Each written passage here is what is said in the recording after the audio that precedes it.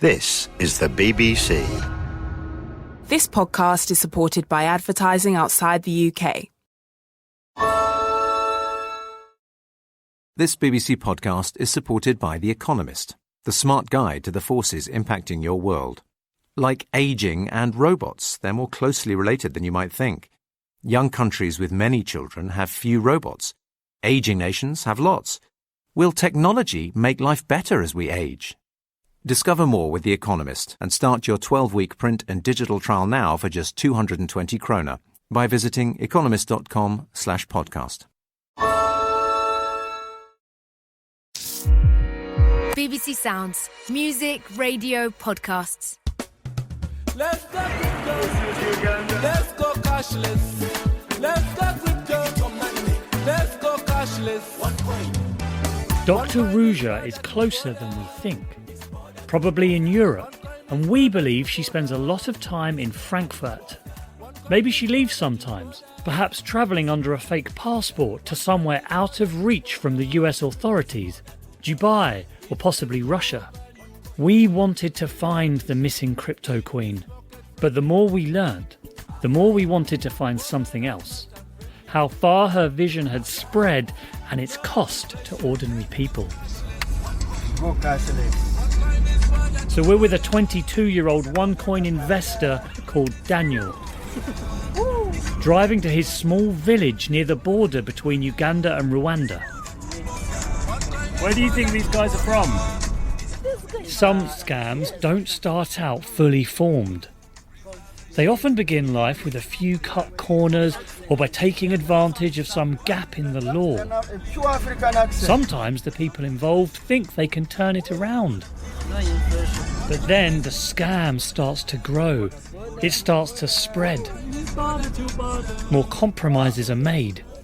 And before long, it's too late to go back. I don't think Dr. Ruja ever thought OneCoin would make it to where we're going.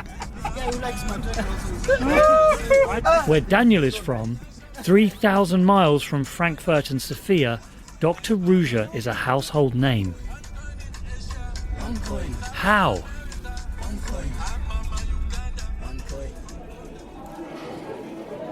My name is Tuliasing Radania Leonard. I'm 22 years old. I personally invested 700,000 Ugandan shillings. What's that in dollars? I think it's like $250. And where did you get this money from? How did you get it? First of all, I had my own money. I had like 400,000, and then I had like 3 goats I sold.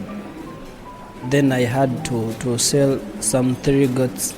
They were 2 old goats and a kid.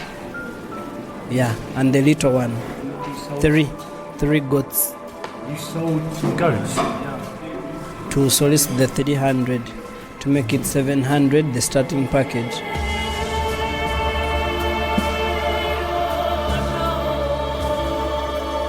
What did you do with the goats before you sold them? Yeah, they used to graze them back home, my young brothers. Yeah, so they were just rearing them.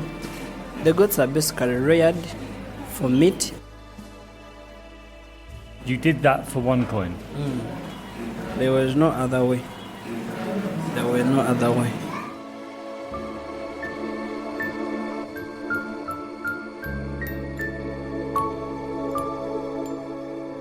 Episode 8. The Technology and the Dream.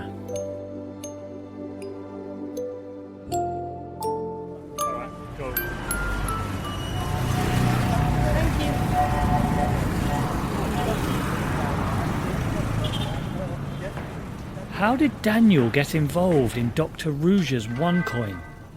It has a lot to do with one man. Saturday David was the first person to promote OneCoin here. You're welcome. Hello. Hello. Thank you. I'm David. Hello, David. Hi, I'm Georgia. You're most welcome. He stopped a couple of years ago, around the time that Dr. Ruja disappeared. Nice pictures of you out there. Thank you. He's agreed to meet in his office in Uganda's capital city of Kampala.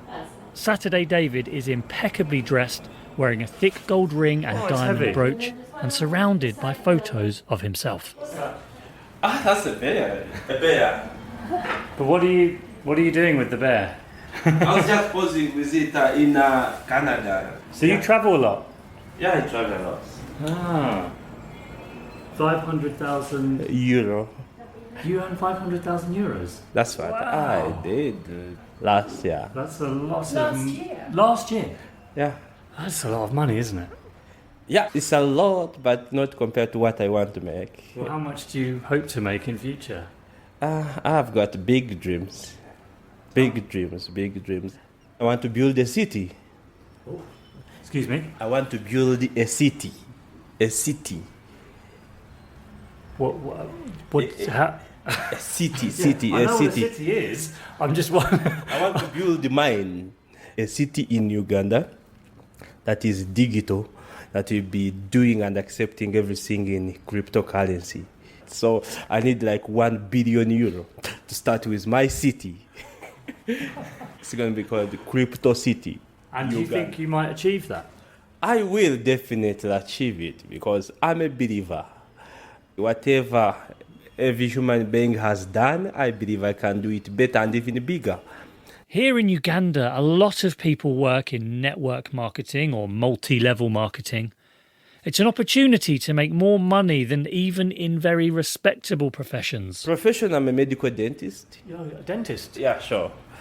So I joined the network marketing at the university when I was stuck. I had no tuition, school fees. My parents could not afford. So I was looking of where I can get money to pay up my school fees. So a friend met me and was like, would you be open up to see how you can make money? Took me to a presentation where they were talking about, there was this company, they were selling supplements. I was, of course, depressed.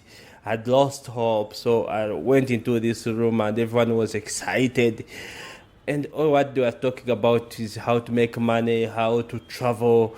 I sat, I listened. Then at the end of the presentation, they wanted the money to start, which was equivalent maybe to $25. I could not even afford the $25 then. He scraped together the $25 and started his new career. And then in early 2016, a European multi-level marketer told him he should stop selling vitamins and start selling OneCoin. He asked me questions like, have you heard about cryptocurrency? I said, no, I had never heard about cryptocurrency. Then he said, have you ever heard about Bitcoin? I said, no, because I had never heard about Bitcoin. Then he also asked, have you ever heard about OneCoin? I said, no. He said, don't worry, I will explain to you how it works.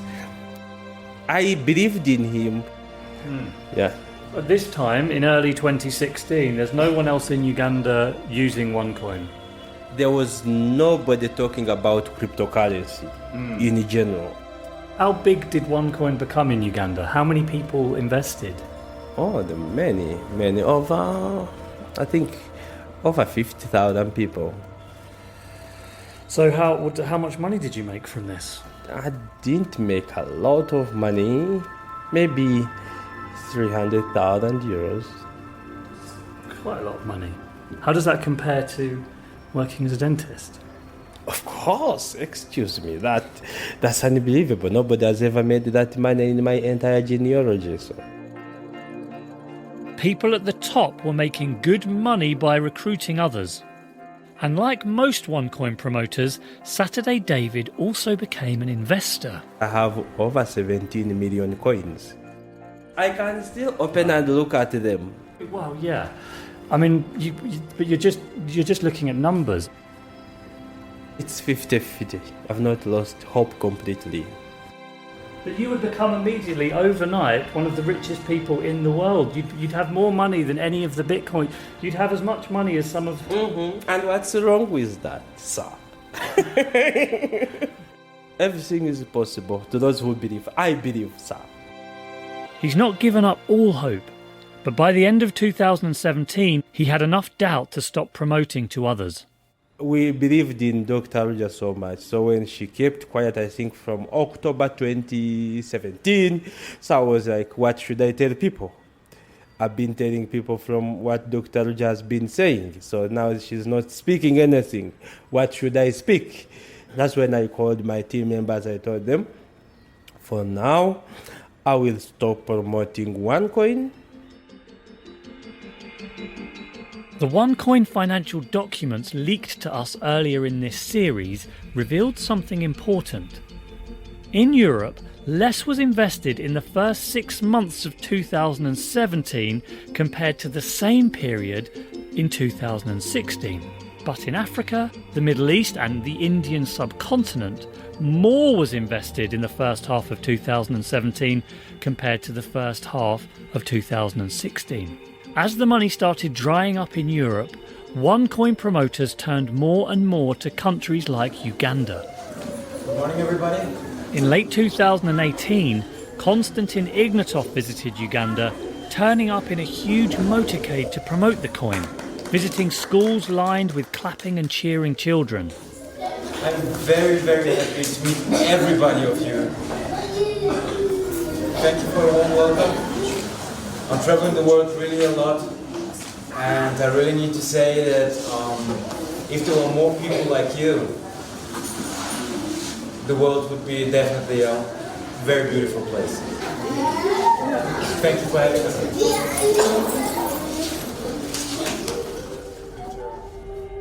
Did you feel a bit bad because of the people below you had invested? I felt so bad. Up to now, I still sympathize with them, especially us in this developing economy. People don't have a lot of money. Even $1, €1 is too big for them to lose.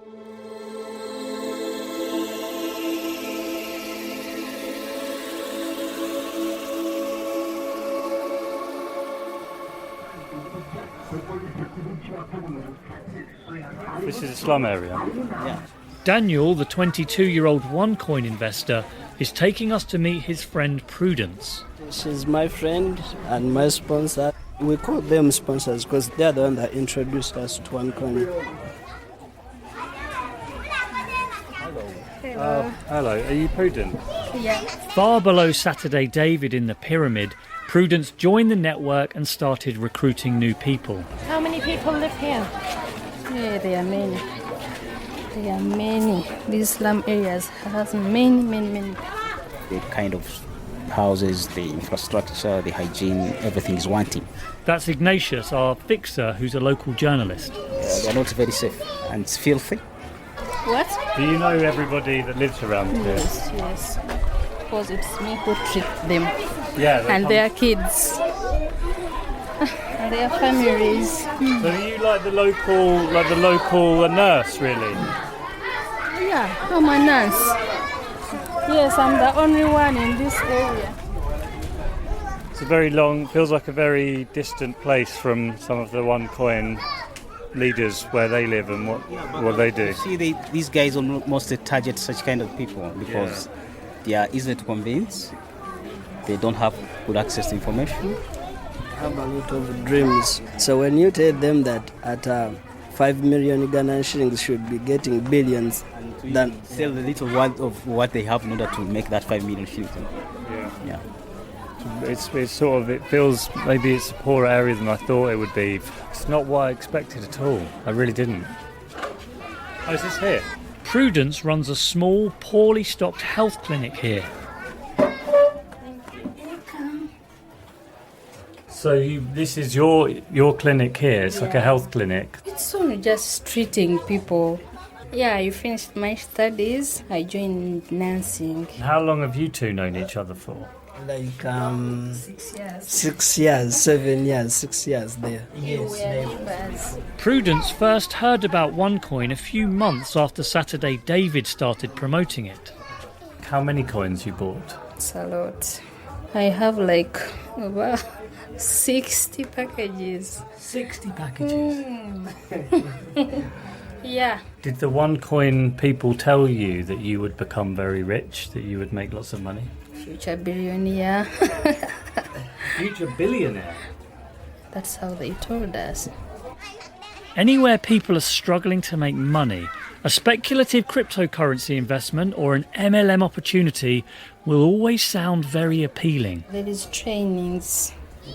They told us to move district to district, town to town. We used to go with nice cars. Yeah, they gave us nice cars. They gave you a car? They used to tell us, you go while you're dressing smartly, you get nice phones, looking good. Who would be the typical person you'd want to target? The farmers. Why the farmers? Because I target the seasons that they are harvesting in this time. It's when they have money, they get money from what they are growing. Those people in the villages, they trust people from town. But there are people from deep villages. We sold everything in the village, land, animals, through selling their cattle and some houses there in the village. We sold everything. So they would sell their houses where they lived to buy the OneCoin packages? Yes. The same things that had lured in Jen McAdam, change your life, get rich quick, don't miss out this time, were exactly the same. Except here, it was even bigger. So, in the villages, what do you tell them when they come and ask you and they say to you... I can't scare them. I tell them to wait. Some of their kids at home sitting without going to school. Some doesn't have where to sleep. Some are running because they got loans from bank. Some are hiding, some divorced. Hey, and I'm somehow hiding myself. You're hiding yourself? What do you mean? I don't want those people I introduced into OneCoin to see me moving around. They can easily kill me. They thought I ate their money. Even though Prudence now thinks this money will never come back, she can't tell other people the truth. Daniel, you said that it was Prudence who told you about this. It's a bit unusual to have you two sitting with each other because you recruited Daniel and his family, so you don't have any anger with Prudence. Not really, because I understand. She invited us in good heart. And we are still friends. I feel bad because they lost a lot. Did you do some research before you started to sell to people? No. I didn't do any research. How many people now do you think are still working for OneCoin here in Uganda? Their main offices are there working. Offices are open. People are still investing. I mean, I just can't believe this. They tell us to wait. You wait for the good news. Wait. They are still investing. They are still recruiting. And people are still putting their money into this. You know Ruja Ignatova, the woman who created this OneCoin. We went to see all her houses in Bulgaria. We saw she has a big yacht, really big yacht. She has a mansion on the seafront. I mean, this is your money. She's getting money out of her brain. Like she used her brain to create something that we believed in. I can feel bad that she stole our money, but still I credit her to come with a brilliant idea and be able to make it work for over, I think like now 5 years, 6 years. Just used our ignorance to make money. I think we blame ourselves.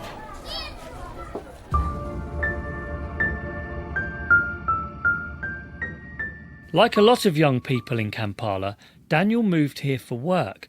He's originally from a small village, 6 hours drive away. How often do you see your mum and your brothers?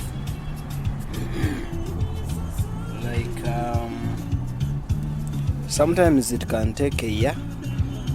Oh yeah, that's a long time. Yeah, first of all, the distance is quite big to between Tungam and Kampala. He agrees to take us there to meet his mother, a farmer who's also invested in OneCoin. You can earn more money in Kampala and then send the money back. Yes. And you wouldn't believe what we saw on the road. I just saw a truck with a OneCoin labeled OneCoin. Yeah, just a big truck labeled with OneCoin. There was OneCoin. It's just that we were we were on a big speed. But I just saw it from there and did like this to read the entire word. And it was OneCoin. When Dr. Ruja promised banking for the unbanked, it resonated with millions of people. It's something we take for granted in the UK, but well over half of all Ugandans don't have a bank account. Some don't have the right papers to open one. Many say the fees are too high. Others just don't trust the banks with their money. Far more people here have mobile phones than have bank accounts, and many already pay for things with phone SIM cards. Cryptocurrencies, real cryptocurrencies that are decentralised and secure, could be revolutionary in places like Uganda. They offer the possibility of a simple and cheap way to make payments and hold money without the banks or governments being involved. OneCoin fell on fertile ground here. Dr. Ruja was promising both a way to make money and financial freedom, and that's what made her such a revered figure. En route to the village, we stop off at Mbarara. The town's motto is I Birungi Biruga Omotutu, which means good things come from sweat. There are several OneCoin offices in Mbarara, and in one of them we meet a well-dressed businesswoman who's a local promoter. I'm called Ray Maranga. I'm the one who started OneCoin in Mbarara. I was working with an NGO called MJAB. It was HIV-based. I threw in my resignation and I joined that day. So did you think you could achieve more and change more people's lives for the better through OneCoin rather than being an HIV? A lot of lives have already... People would say, but you were a nurse, you were saving people's lives. I mean, that would be more meaningful than cryptocurrencies. This is something bigger than what most people understand in changing people's lives. I resigned for cryptocurrency because I saw that this was the best for people. Saturday David, Prudence and now Ramarenga. That's the third person in 3 days we've met who's given up working in the healthcare system to promote OneCoin. There's something very wrong with an economy when this happens. Did you ever meet the founder? The founder of OneCoin? The founder of OneCoin. Not really. But we have ever saw her on stage. We have ever experienced her on videos. I follow everything up until when she went into a safer zone for security purposes. What do you mean? She went into a safer zone? What do you mean? Because OneCoin is bigger than what people thought. So when other people got to know that it is fighting the current way of banking, so it came like a threat. So our leader had to sacrifice herself and go to a safer zone and concentrate on bringing the vision to reality.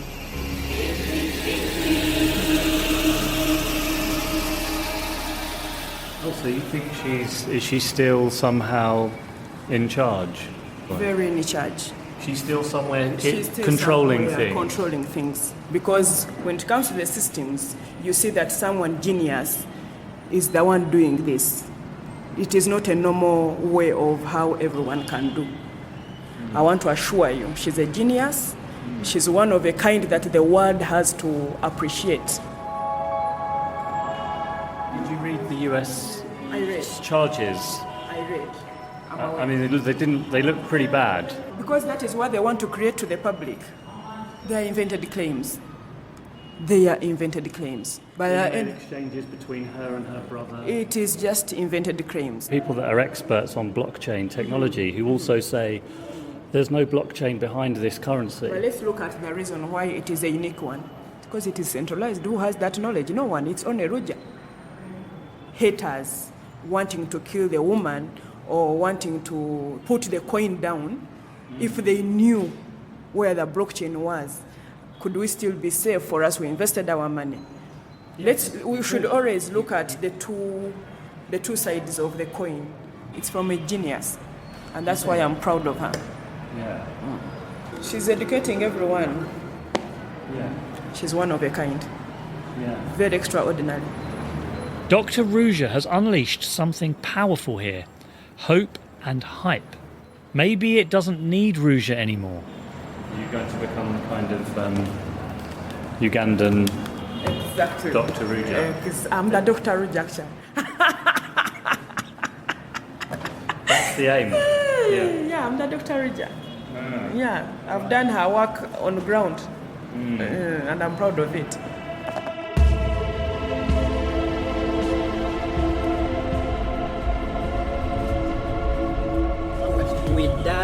We dug this road manually. Another hour west of Mbarara and we get to Daniel's village. I remember it was a holiday I had come this way, but we dug it manually with the hose, this one. Wow, what you did? You helped to do this? Yeah, like...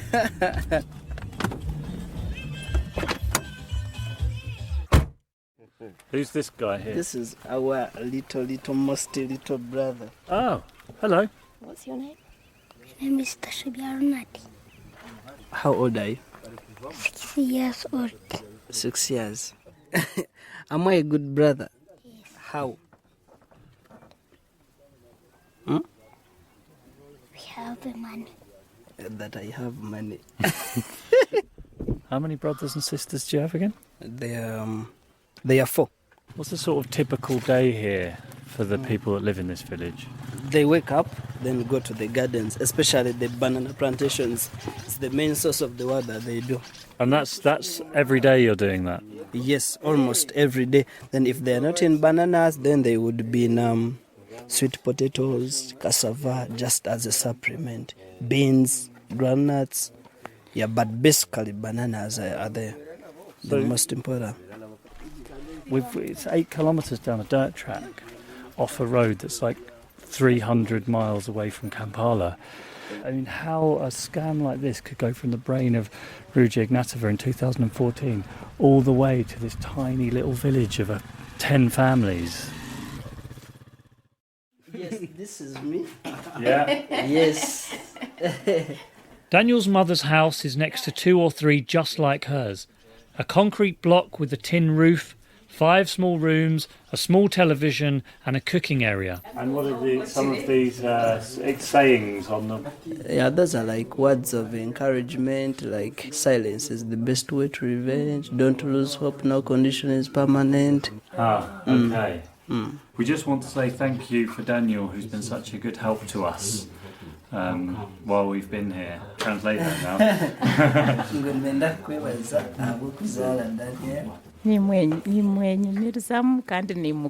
She says that she's very, very proud of me and she loves me so much. We're going to get somebody else to check these translations. A towel covers the front door, and barely 10 metres away is her land where she grows passion fruit and plantain. For the last 20 years she's been harvesting here and selling anything left over at the local market.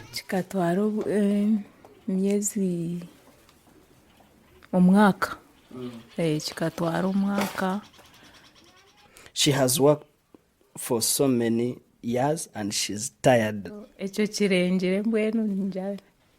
Yeah, she says that it's too much, like it's extreme pain, like pain is extreme due to working hard. The family had saved up around £3,000 to buy a maize store so Daniel's mother wouldn't have to spend every day in the fields. When they told us about OneCoin, we suddenly changed. Like we saw a maize store as something so small compared to OneCoin. So you thought you could spend the money... OneCoin, not maize store. Right. So that was quite a big decision. It was a very big decision. It was a very big decision. So, can she remember when you first came to her with OneCoin and told her about it? twagambira bya OneCoin. Tindahurire je ngahurira naye buza munonga nagira amasiko. Yeah, she's saying that it was not easy. She had a lot of doubts, like she was asking a lot of questions in her head. But then when we explained her more and more and more, she started believing, everything would change. Does your mother have a computer or a smartphone, anything like that? No. So did your mother was not able to look into this any further? Yes, she was just supported because of what we told her. So she couldn't go and research this herself, she couldn't look into any of this? No. Or when did she learn that this money, maybe that OneCoin wasn't everything you'd said it was? I've never told her, confirmed her that it's not going to work. No, I've never told her about that. But Sorry, but what do you mean? You've never actually told her I've never everything? told her, I've never told her directly that it's not going to work. There is no more money. There's no more hope. I've been telling her it's changing. They keep postponing this. Don't know what they are thinking. Maybe it's just a delay. But not 100% full confirmation that it won't work. Why have you not told her full confirmation? It's hard. It's hard to say. You never know. God can help. We get some good money. We start another business. And then she forgets the other stuff. You're still hoping that you won't ever have to tell her because you can make the money up another way? Yes. I will make money. I'll make money. Do you think that your mother does actually know, really? I don't know. So can you ask your mother if she thinks, does she believe that maybe she will get some of this money back? Na hata nochiteka unoija kufuna sente za OneCoin. Zikabura mutugambire tuzombindi. Yeah, she's saying she still has hope. If you She's saying that when she saw you, she thought the money is coming. Batandika kubichondoza biri bisakwisha. She says that when she knew that you've started investigating about them, she knew that things are now working out, since even people are coming from abroad to ask about them. So she thinks things maybe we're a good sign. The we're here's a good sign. Yeah. She's saying, you're the whites, you've come. If you have information that the money will not come, you tell her. Please, she's requesting if you have information that's Daniel, not going to work. This is your mother. What am I supposed to say? What should I say? Not so sure. Not sure, but maybe you can tell her. Maybe. It's going to be quite devastating. But it's false hope if she thinks we're here But I because we're think going to we say can everything's I good. think we can leave it pending. Could you what about the journalists? We're investigating this because a lot of people aren't getting their money. Yeah. I think that's okay. Is that okay for you? Yeah, I think. Yeah, ati bari banshobora ngo nkugambire ebiko bakwataho ngo barigo mu BBC News UK ngo bizire kuchondoza OneCoin. Inekintu ekitwagiremu turabire gyabo kuba inuko kukangarana mukagaruka enyuma. She's saying that if you have your money and it's taken away from you, life becomes stressful. Like you've been planning for something, it doesn't happen, so life is kind of hard. Should be very happy if the money comes. Why not coming?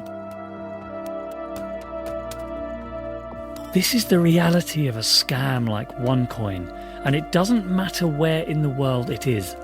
It's the same feeling everywhere. There's anger, of course, but far worse is the embarrassment and the shame. It's hard to admit you've recruited your loved ones into a scam. So they live on in quiet desperation, refusing to give up entirely, half knowing it's over, but preferring to suspend belief a little longer.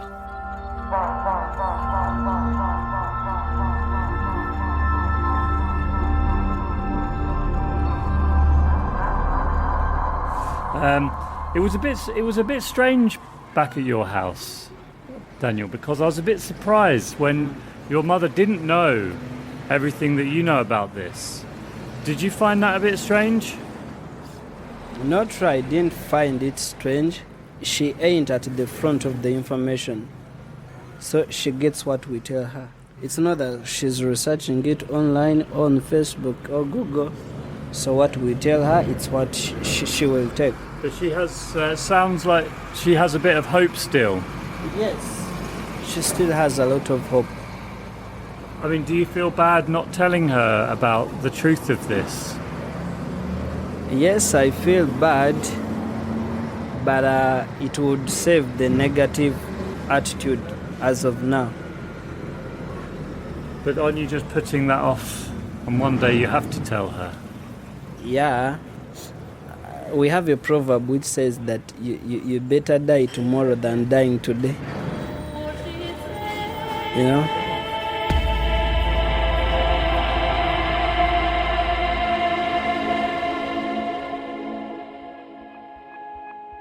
OneCoin rejects allegations that it is a scam and states that the series will not present any truthful information and cannot be considered objective nor unbiased. The company also claims that the allegations made about them around the world are being challenged, stating, our partners, our customers and our lawyers are fighting successfully against this action around the globe, and we are sure that the vision of a new system on the basis of a financial revolution will be established.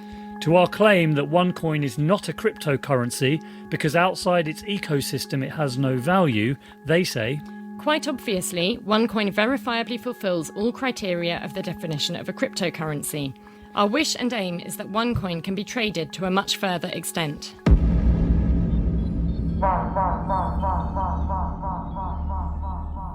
It's not just friends and families who are promoting OneCoin in Uganda. We've been told that even some members of a church in Kampala have become involved. So the next day, we go to meet Fred and Tabazi. He preaches at the One Light International Ministry. We are coming. One life. One coin. We've been told he promotes OneCoin to his congregation. Game changer. One life. One coin. One life. Together for more. Deal shaker. Game changer. Woo! Woo!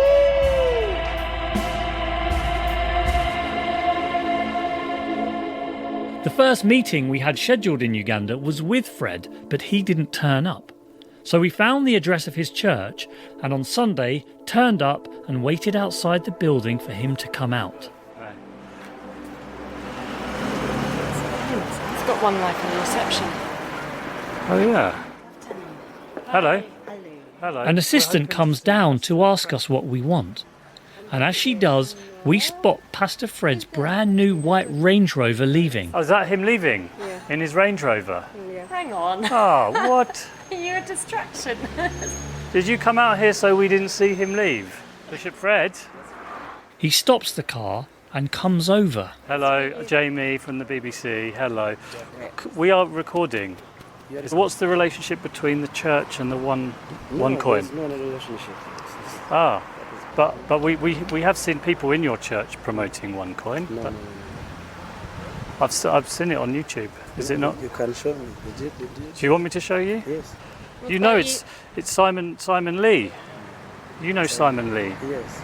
Yeah. No, he just came as a visitor, then he visited One Light, but he was not promoting.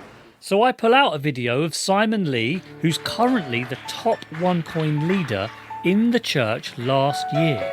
I want you to welcome this brother. He's from Vietnam. Simon Lee.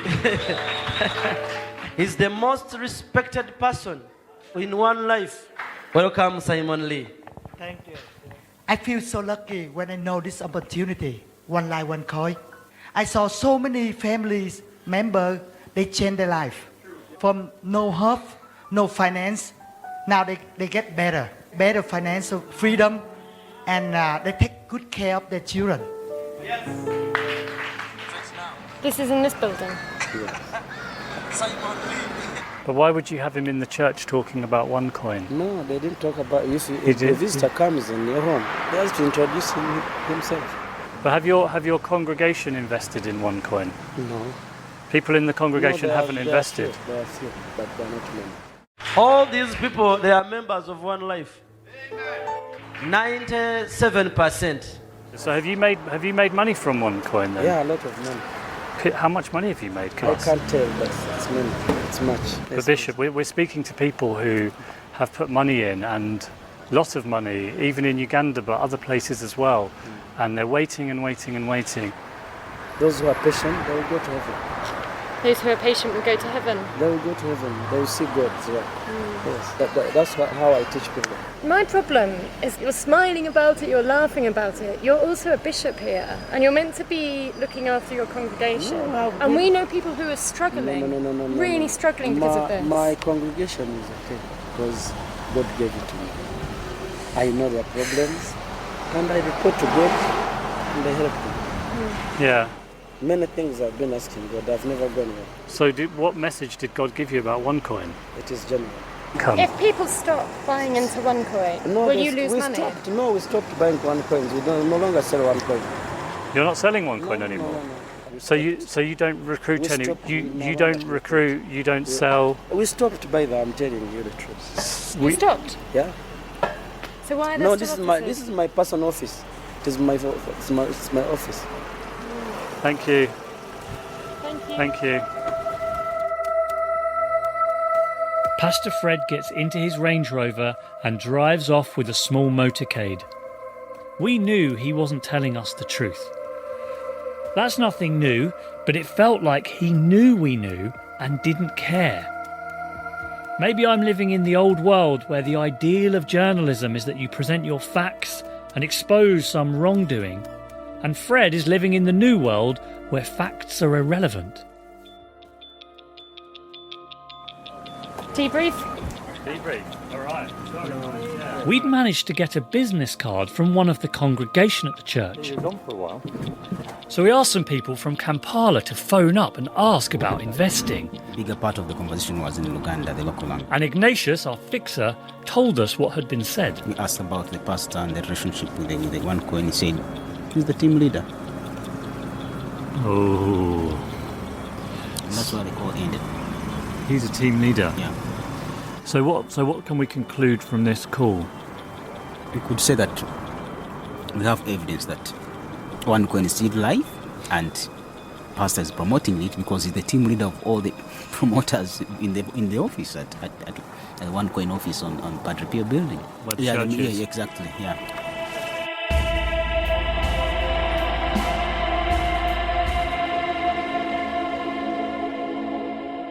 This is the side of the amazing digital revolution that you rarely see. We live in an age of hype, where so many of us believe in the power of the latest tech to solve the world's problems. Venture capitalists in London boardrooms, politicians on TV, and technologists in Silicon Valley, they all talk up every latest invention. But too much hype and too much hope is a dangerous thing. It obscures the truth and fogs the mind with delusions. And 10 years after that brilliant idea in an obscure internet forum to create Bitcoin, hype and hope have helped to decimate villages in rural Uganda. It would be comforting to think that this was just the work of one evil genius. That would be easier to understand and easier to stop. But Dr. Ruja has identified and exposed the weak points in our social immune system which have allowed this to happen. She knew there would be enough people, either desperate enough or greedy enough or confused enough to take a bet on OneCoin. She knew that truth and lies are getting harder to tell apart when there's so much contradictory information online. And she knew that society's defence against OneCoin, the lawmakers, the police, and also us in the press, would struggle to understand what was happening. And she knew that by the time we realised it, she'd be gone.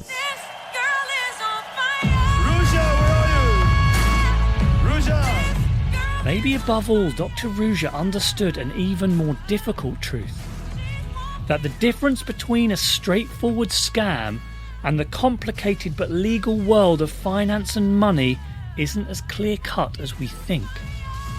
OneCoin wouldn't be possible unless we lived at a time when people really do make millions simply by betting on cryptocurrencies, complicated derivatives and high-frequency currency trading. OneCoin sounds plausible to so many people because it is plausible.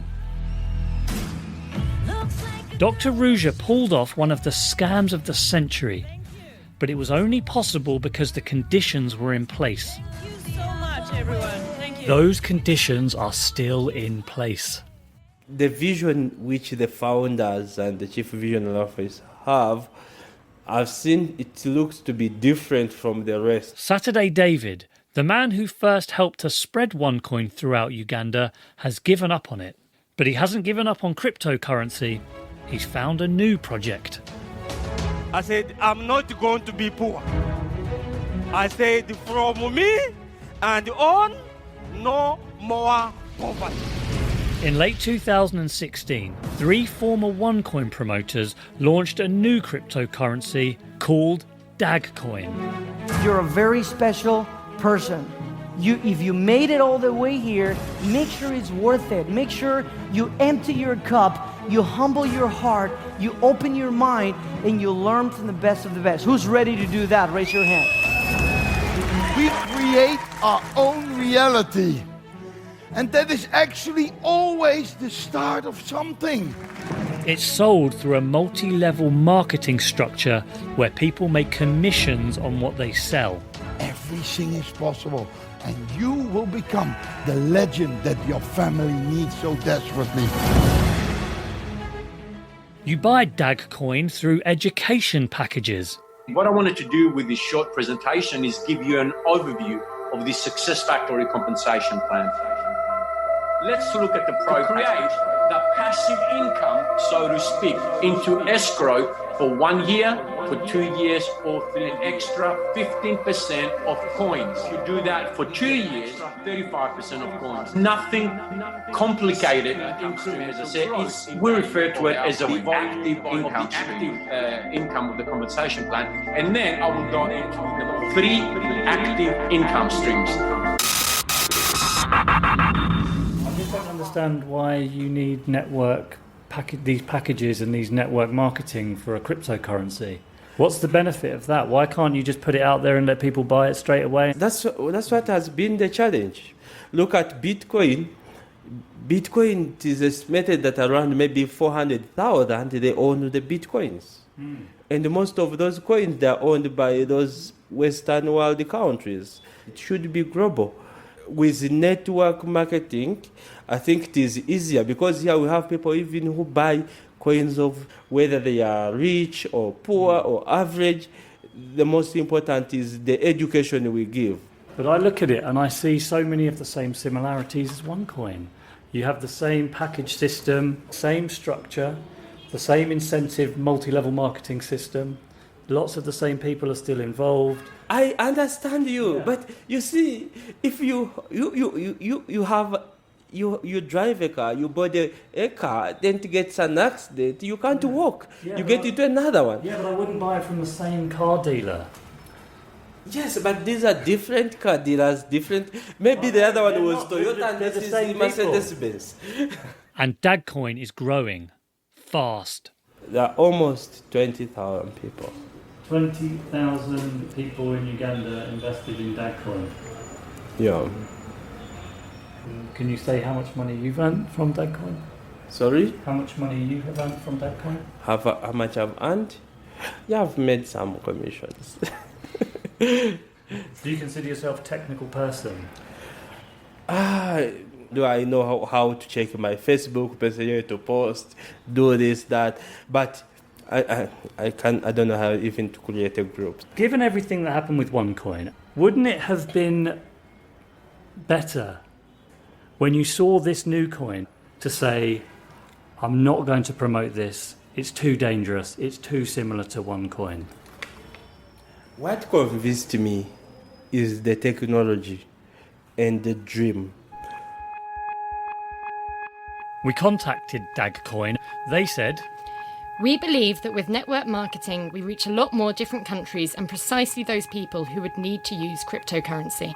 We started with trainings on crypto, finance, trading, and rewarded people with coins after the courses. But now people can convert directly, purchase a gift card, purchase from ATM, purchase from other users, sell something to other users, or accept the coins as a merchant.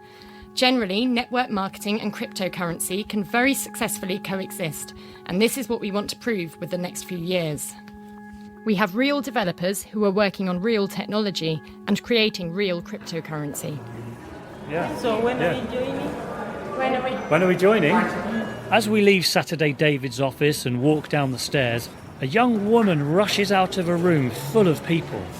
A sign next to the door says DAG University. So I wanted to take you up there and you get more information. And then would you get some commission? Sorry? Yes, yes. Oh, right. So you want our commission. That's why you want to talk to us. No, I want you also to be in the system. Why? Because it's an advantage. So are you ready to join? Yeah. Okay, but are you in it?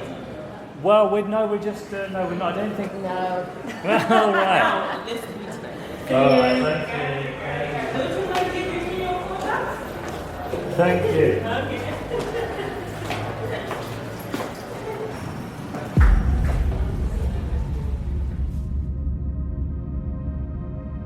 10 years ago, Satoshi Nakamoto invented Bitcoin, the world's first cryptocurrency. No one knows where or even who Satoshi is. But it doesn't matter, because the idea Satoshi unleashed of financial freedom through technology is bigger than one person. Dr. Ruja is the inverse Satoshi.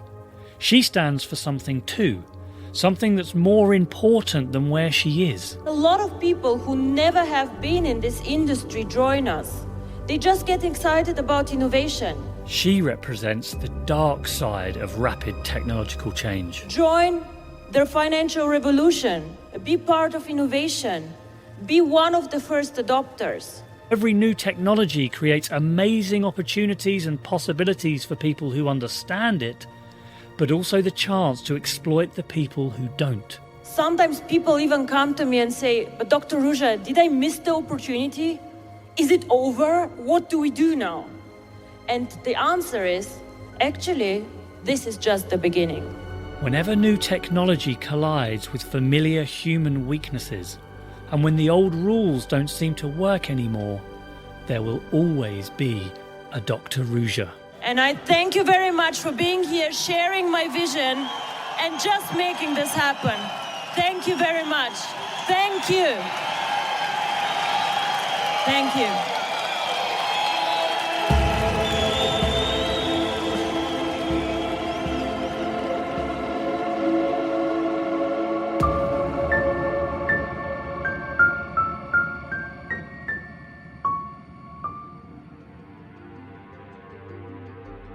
My name is Daniel Leonard. Daniel has started a cryptocurrency YouTube channel. I wanted us to talk about scams. Specialising in crypto scams in Africa called Crypto Sounds. What is a scam? He still hasn't told his mother the full story about OneCoin.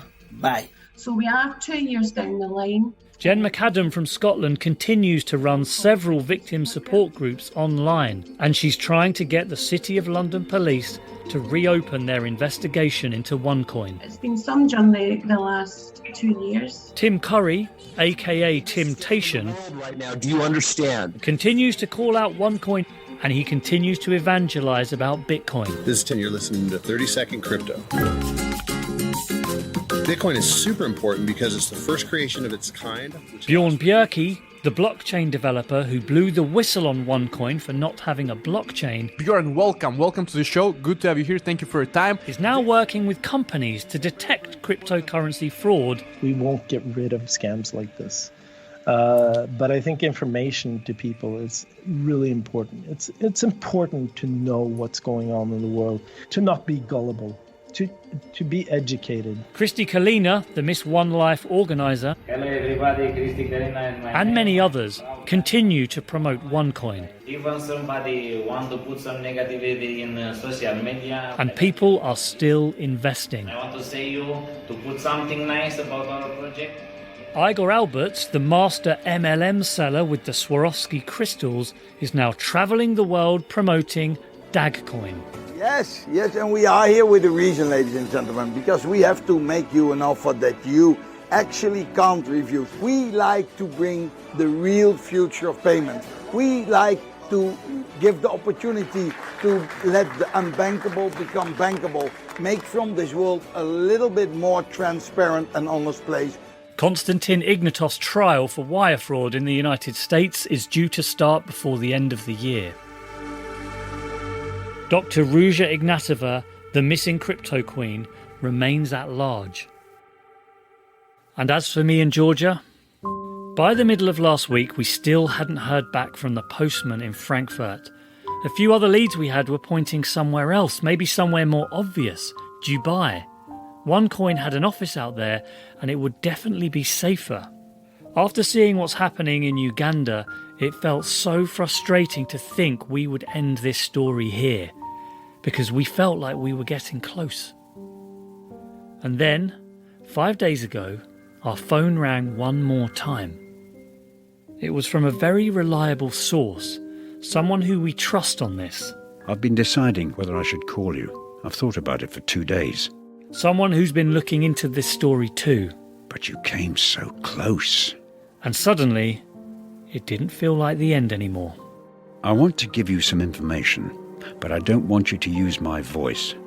You did the right thing by going to Frankfurt, because she really is there. You two came so close, but you need to find the house. She looks good. She looks like a German rich lady. And she'll be laughing. She thinks those journalists, they came close, and she'll laugh because she thinks she's untouchable. This lady has a lot of guts. She is extremely smart. I have a confirmation. She was there at Miss One Life, sitting at the table. You've seen her without knowing it was her. You were in the same room. Episode 8 cannot be the last because you are able to trace her.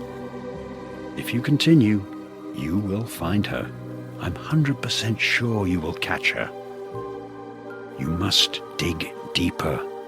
Whatever we can do to help now, we'll give it to you. You will find her.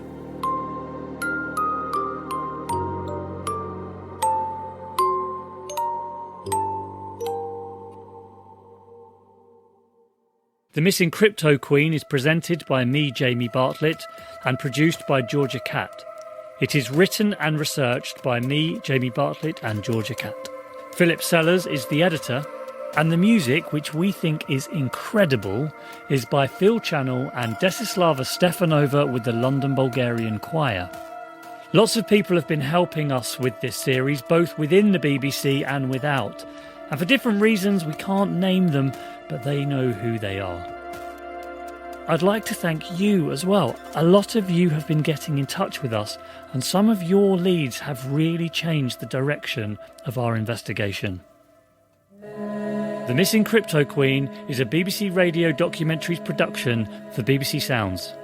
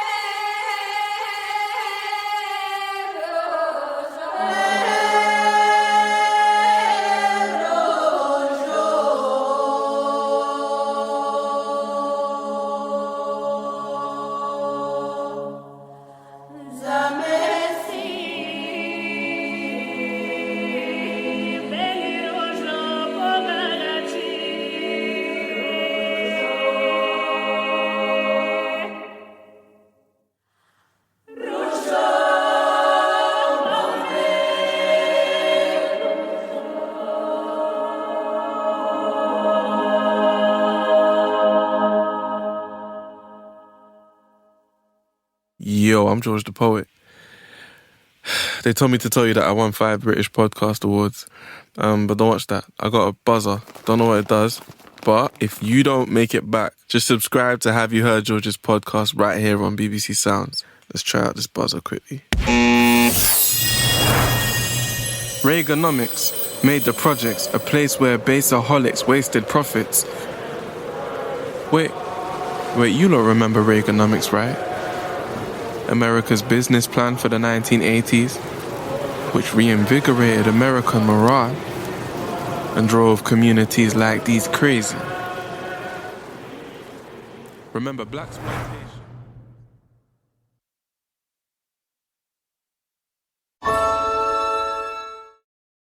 This BBC podcast is supported by The Economist, the smart guide to the forces impacting your world. Like aging and robots, they're more closely related than you might think. Young countries with many children have few robots. Aging nations have lots. Will technology make life better as we age?